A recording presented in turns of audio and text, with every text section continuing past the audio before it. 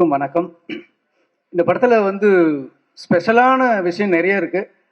ரொம்ப ரொம்ப ஸ்பெஷலான விஷயம் வந்து நான் பிறந்த ஊரில் நடந்த நிஜ கதை.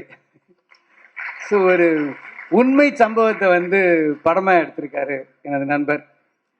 வந்து விஜய் ஆண்டனி சாருக்கு வந்து வாழ்த்துக்களும் நன்றியும் சொல்லணும் சார். இந்த மாதிரி ஒரு கதையை, ரொம்ப கஷ்டமான கதை, எப்படி இருந்தாலும் இதை வந்து ஒரு ஸ்க்ரீன் பிளே பண்ணி எப்படி ஜனங்க பார்க்குற அளவுக்கு பண்ணாரு. எனக்கே ஆச்சரியமா இருந்தது.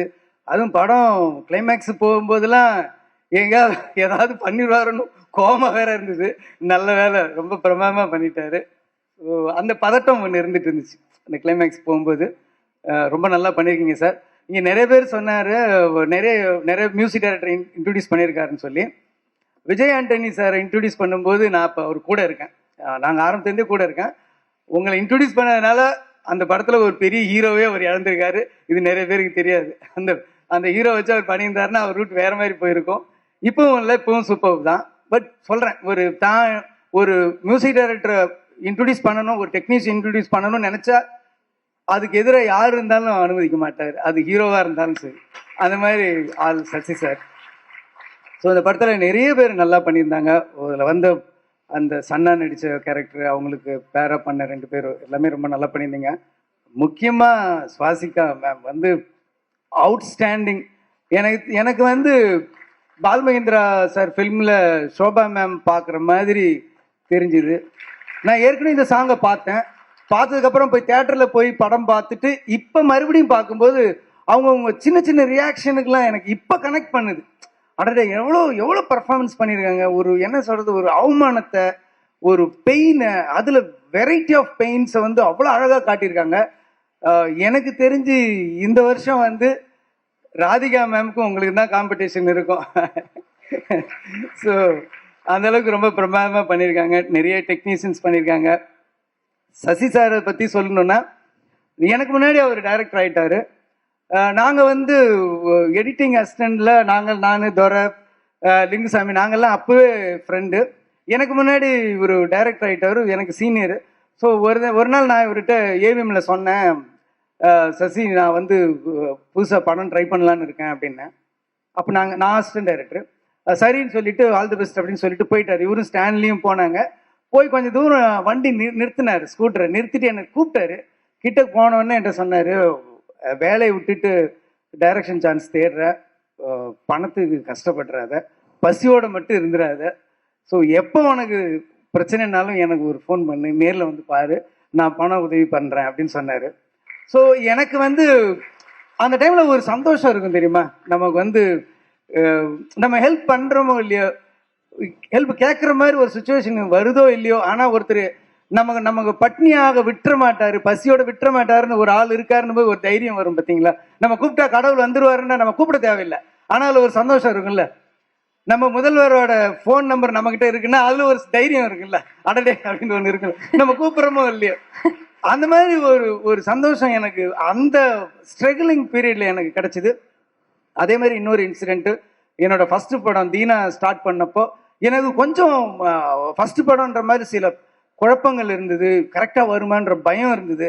அந்த பயத்தில் வந்து 2 நாள் ஷூட் பண்ணிட்டு இந்த படத்தை விட்டுறலான்னு நான் முடிவு பண்ணியிருந்தேன். அதில் மனசில் ஒரே குழப்பத்தில் இருந்தப்போ ஒரு ரிசப்ஷனில் என்னோட லக்கு நான் சசியை பார்த்தேன். ஆல் தி பெஸ்ட், தேங்க்யூ, நீ சூப்பராக டைரக்ட், கங்க்ராட்ஸ் அப்படின்னு என்ன சொன்னார். நான் தனியாக கூப்பிட்டு போயிட்டு, இல்லைங்க படம் நடக்காது அப்படின்னு. என்னென்னா சின்ன எனக்கு இந்த மாதிரி சில இதெல்லாம் விஷயங்கள் எனக்கு கம்ஃபர்ட்டாக இல்லை, எனக்கு என்ன பண்ணுறேன்னு தெரியல. அதுக்கப்புறம் தான் இவர் என்னை ஒரு செவுத்து பக்கம் கூப்பிட்டு போயிட்டு சொன்னார், இந்த பாரு படத்தை வேணான்னு சொல்லி வெளியில் வந்துட்டா அதுவே ஃப்ளாப்புக்கு சமம், போராடு. எல்லா சீனும் நம்ம நினச்சிட்டு இருப்போம் 100% வரலைன்னாலும் ஒரு 80-70 வந்துட்டாவே அது ஆடியன்ஸுக்கு 100% இருக்கும்னு சொல்லி அவர் நம்பிக்கை கொடுத்தோன்னே மறுநாள்லேருந்து அந்த படத்தை பண்ணணும்னு நான் முடிவு பண்ணதுக்கு முக்கியமான காரணம் என் நண்பன் சசி தான். இந்த படத்தை ரொம்ப நல்லா பண்ணியிருக்காரு.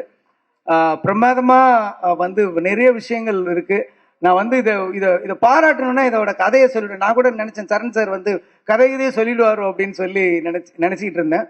அதனால் இதை வந்து படத்தை பார்த்துட்ட பிறகு நம்ம பேசினா இன்னும் நிறைய இருக்கும். நிறைய புரட்சியான விஷயங்கள் இருக்குது. இந்த சமூக நீதி பேசிட்டு இருக்க நிறைய அழகான கருத்துக்கள் சொல்கிற ரஞ்சித் சார், வெற்றிமாறன் சாருங்கள் படங்கள்லாம் கூட என்னன்னா நம்ம நிறைய ஜாதியில் சம்பந்தப்பட்டு இருக்கு, மதங்கள் ரிலீஜியஸ் நிறைய சம்பந்தப்பட்ட ஏற்றத்தாழ்வுகளை நம்ம சொன்னாலுமே கூட, ஆனா நம்ம வீட்டிலேயே வந்து ஆண் பெண்ணுக்குள்ளே ஒரு வித்தியாசம் இருக்கும் அப்படின்னு சொல்லி நமக்கு நம்ம கண் கூட பார்க்கலாம். நாங்களாம் வந்து நான் சின்ன வயசுல இருக்கும்போது காலையில எனக்கு வடிச்ச புது சாப்பாடை கொடுப்பாங்க.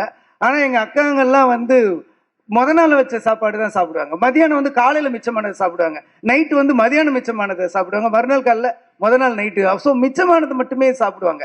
ஆனா ஒரே ஒரே கூட பிறந்தவங்க தான். ஆனா ஆண் பெண் வித்தியாசத்தை வந்து சாதாரணமா ஏத்துக்கிட்டு இருந்தாங்க. ஒரு பெரிய புரட்சியான ஒரு விஷயம் வந்து ஆண்களை எவ்வளவு சீக்கிரமா அடையுது, அது பெண்கள் எவ்வளவு போராடி கஷ்டப்பட்டு வர வேண்டியது இருக்கு அப்படின்னு சொல்லி ரொம்ப பிரமாதமா பண்ணியிருந்தாரு. அதுல ஒரு எக்ஸ்பிளனேஷன் பண்ணுவாங்க. அவங்க வந்து எனக்கு வந்து சின்ன வயசுல இருந்து மருதாணி ரொம்ப பூ வச்சுக்கிறதுக்கு பிடிக்கும், பூ வச்சுக்கிறது பிடிக்கும், பொட்டு வச்சுக்கிறது பிடிக்கும், எனக்குன்னு ஒரு துணை வேணும் அப்படின்னு அவங்க எக்ஸ்பிளைன் பண்ணிட்டு இருக்கும்போது அவருக்கு எதிரில் இருக்கிற கேரக்டர் ஒரு சிரிப்பாரு. சிரிச்ச உடனே தான் அந்த ட்ரைலரில் பார்த்த அந்த ஷார்ட் வரும். என்னங்க திடீர்னு என்னை பார்க்கறதுக்கு கேவலமாக தெரியுறீங்களா அப்படின்னோடனே, இல்லை என்னெல்லாம் யாராவது கேட்டால் ஒரு ஆம்பளை வந்து நீ மறுமணம் பண்ணிக்க போறியா அப்படின்னு கேட்டால் ஆமான்னு ஒரே வார்த்தை சொல்லிடுவோம். ஆனால் நீங்கள் அதுக்கு எவ்வளோ பேச வேண்டியது இருக்கு பாருங்க அப்படின்ற ஒரு அற்புதமான விஷயம் சொல்லும்போது ஒரு நிமிஷம் அப்படியே தூக்கி வாரி பட்டுருச்சு. ஸோ அந்த மாதிரி சின்ன சின்ன சின்ன சின்ன விஷயங்கள்லாம் ரொம்ப ரொம்ப அழகாக சொல்லியிருக்காரு. எப்பயுமே சசி சாரோட படத்துக்கும் சரி அவரோட டைலாக்ஸுக்கும் சரி நான் மிகப்பெரிய ஃபேன். ஸோ இந்த படமும் கண்டிப்பாக போய் பாருங்க. எனக்கு மனசுக்கு ரொம்ப நெருக்கமான படம், உங்களுக்கும் பிடிக்கும் நான் நம்புகிறேன். நன்றி, வணக்கம்.